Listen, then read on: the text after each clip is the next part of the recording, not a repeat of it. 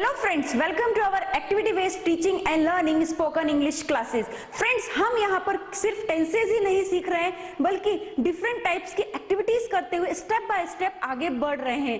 आज मैं यहाँ पे क्या करने वाली हूँ, आपको क्या बताने वाली हूँ फ्रेंड्स, आज मैं आपको यहाँ पर निगेटिव वर्बल क्वेश्चंस कैसे फ्रेम होता है ये बताने वाली हूँ। लेकिन वो किस टेंस का है? वो है हमारा सिंपल प्रेजेंट टेंस का। सिंपल प्रेजेंट टेंस का निगेटिव वर्बल क्वेश्चन ही क्यों सीखना है? क्योंकि ये बेस है। यदि ये आपको आ जाएगा तो आगे भी आपके लिए इजी हो जाएगा। इससे पहले हमने क्या देखा था? इससे पहले हमने देखा था इसके 3 टाइप्स कैसे फ्रेम होते हैं। अब हम यहाँ पर क्या देखने वाले हैं? अब मैं आपको बताने वाली हूँ कि डोंट आई प्ले, क्या मैं नहीं खेलती हूँ या मैं नहीं खेलती हूँ क्या, इस तरीके के सेंटेंस कब बनते हैं, ऐसी कौन सी सिचुएशन होती है और आप इसको कैसे फ्रेम कर सकते हैं। तो इसके लिए आपको क्या करना पड़ेगा, वीडियो को बहुत ही ध्यान से देखना होगा क्योंकि यहाँ पर हम स्पीकिंग कर रहे हैं। मैं बहुत सारी एक्टिविटीज भी आपके सामने लेकर आई हूँ। तो हम स्टार्ट करते हैं। तो सबसे पहले क्वेश्चन ये आता है, यहाँ पर अभी हम स्ट्रक्चर को थोड़ा सा छोड़ देते हैं। हम सबसे पहले यहाँ पर ये कॉन्सेंट्रेट करते हैं कि ये क्वेश्चंस कब बनते हैं। मैं हिंदी में आपसे कुछ क्वेश्चंस पूछती हूँ, आप उनके आंसर देने की कोशिश कीजिएगा। जैसे आपको मेरा इंटेंशन देखना है, मैं किस वे में बात कर रही हूँ, गुस्से में कर रही हूँ कि नॉर्मल बात कर रही हूँ, इस हिसाब से आप अपने आंसर हिंदी में ही देने की कोशिश कीजिएगा। क्या आपको समझता नहीं है negative verbal question simple present tense का कैसे फ्रेम किया जाए?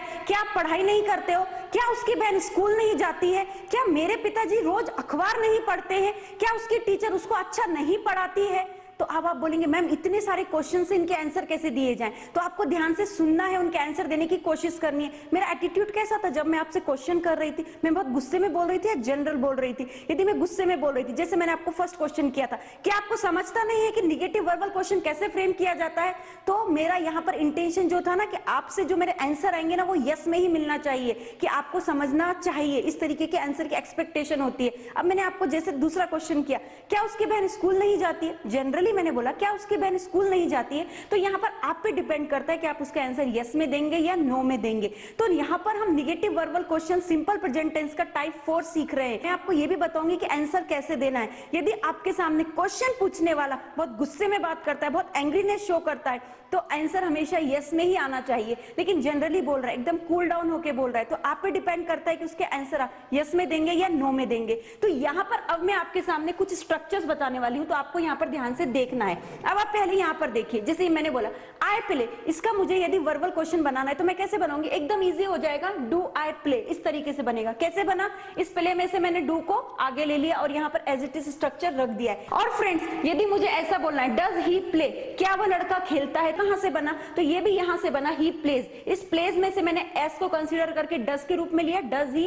प्लेज में से एस निकल गया और डज के रूप में हमारे सामने आ गया। कैसे बना? डज ही प्ले, क्या वो लड़का खेलता है। लेकिन यहाँ पर मैं आपको ये क्यों बता रही हूँ, आपको रिमाइंड कर रही हूँ कि आपको ये ध्यान से समझना है, तभी आप इसका 4th नंबर का स्ट्रक्चर समझ सकते हैं। अब ये टाइप कैसे फ्रेम हो गया? ये वाला डोंट आई प्ले, क्या मैं नहीं खेलती हूँ, ये कैसे बना? तो ये बना है फ्रेंड्स हमारा 2nd नंबर के टाइप से। कैसे बना? आई डोंट प्ले, मैं नहीं खेलती हूँ। लेकिन यहाँ पे मुझे क्या करना है? वर्बल क्वेश्चन बनाना है। अभी निगेटिव छोड़ दो, तो इसलिए मैं क्या करूंगी? इस डू को आगे ले लूंगी। लेकिन यहाँ पे निगेटिव वर्बल क्वेश्चन बनाना है, इस पूरे डोंट को मैं यहाँ पर सब्जेक्ट से पहले रख दूंगी। स्ट्रक्चर कैसा बन जाएगा? डोंट आई प्ले, क्या मैं नहीं खेलती हूँ। एक तो स्ट्रक्चर ऐसा भी बनेगा और दूसरा स्ट्रक्चर कैसा बनेगा? दूसरा स्ट्रक्चर ऐसा भी बनेगा, डू आई नॉट प्ले। ये कैसे बना? बिल्कुल इजी है। इस डोंट में से मैंने नॉट को यहाँ पे कंसीडर कर लिया, तो स्ट्रक्चर हो गया डू आई नॉट प्ले। लेकिन आप कभी भी ऐसा मत बोलना डू नॉट आई प्ले, ये एकदम रॉन्ग है। या तो आप डोंट बोलिए या डू आई नॉट बोलिए। अब आप बोल रहे होंगे मैम थोड़ा कंफ्यूजन तो हो रहा है, क्लियर नहीं हो पा रहा है। तो इसके लिए मैंने यहाँ पर लिख के रखा हुआ है, आप यहाँ पे देख सकते हैं। आपको ये पूरा चार्ट को बहुत अच्छे से समझ लेना है। देखिए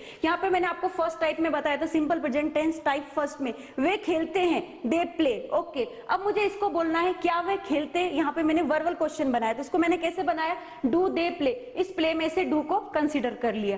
ठीक है, समझ में आ रहा है। नेक्स्ट देखिए, ये हमारा 2nd नंबर का type, they do not play या दे डोंट प्ले, क्या वे नहीं खेलते हैं। अब इसमें से मुझे निगेटिव वर्बल क्वेश्चन टाइप 4 कैसे बनेगा? ये देखिए, ये जो डू है ना फ्रेंड, इसको मैंने आगे ले लिया, सब्जेक्ट को एज इट इज रखा और डू के बाद में यहाँ पर नॉट लिया और प्ले ऐसे ही रख दिया, डू दे नॉट प्ले। यदि आप यहाँ पे दे डोंट करते हैं, यहाँ पर देख सकते हैं दे डोंट प्ले, वे नहीं खेलते हैं, तो हमें निगेटिव वर्बल बनाना बनाना है तो डोंट इस तरीके से, ये डोंट एज इट इज यहाँ पर आ जाएगा। जैसे यहाँ से डू आया, नॉट को यहाँ लिखा, उसी प्रकार से डोंट यहाँ पर आ जाएगा।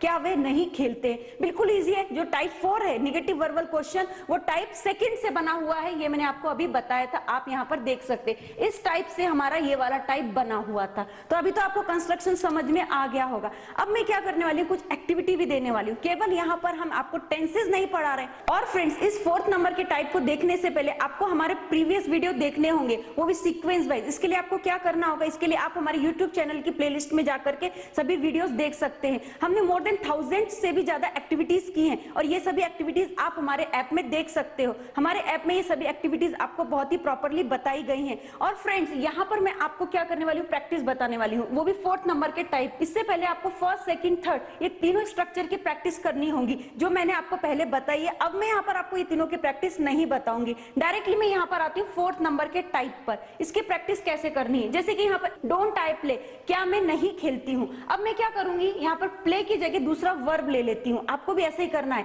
एक लेके प्रैक्टिस नहीं करनी, पहले प्ले से पूरी प्रैक्टिस करनी है। जैसे मैं यहाँ पर प्ले के प्लेस पर टीच लेती हूँ वर्ब, तो यहाँ पर स्ट्रक्चर कैसे बनेगा, डोंट आई टीच, क्या मैं नहीं पढ़ाती हूँ। अब यहाँ मेरा इंटेंशन देख के आप यस नो फास्ट आंसर को देना है। जैसे मैं आपको बोलती हूँ डोंट आई टीच, क्या मैं नहीं पढ़ाती हूँ। डोंट वी टीच, क्या हम नहीं पढ़ाते हैं। डोंट यू टीच, क्या तू नहीं पढ़ाता है। डोंट यू टीच, क्या तुम नहीं पढ़ाते हो। डोंट दे टीच, क्या वे नहीं पढ़ाते हैं। डजंट ही टीच, क्या वह लड़का नहीं पढ़ाता है। डजंट शी टीच, क्या वो लड़की नहीं पढ़ाती है। डजंट इट टीच, क्या वो कुत्ता नहीं पढ़ाता है। डजंट राम टीच, क्या राम नहीं पढ़ाता है। डजंट श्याम टीच, क्या श्याम नहीं पढ़ाता है। तो फ्रेंड्स, इसी तरीके से आपको वर्ब्स चेंज कर करके प्रैक्टिस करनी है। इससे क्या होगा, अब आप बोलेंगे मैम ये तो बहुत इजी है, आप मन में प्रैक्टिस शुरू कर देंगे। ऐसा बिल्कुल नहीं करना है। हर टाइम पर आपको वर्ब चेंज करनी है। एटलीस्ट आपके पॉकेट में कम से कम 10 से 20 वर्ब्स तो होनी ही चाहिए, ताकि आपकी प्रैक्टिस होगी, फ्लुएंसी बढ़ेगी। तो आपको समझ में आ रहा है प्रैक्टिस कैसे करनी है। और फ्रेंड्स, एक और इंपॉर्टेंट चीज, आप यहाँ पर इस स्ट्रक्चर से भी प्रैक्टिस कर सकते हैं। ये स्ट्रक्चर इसी स्ट्रक्चर से बना है।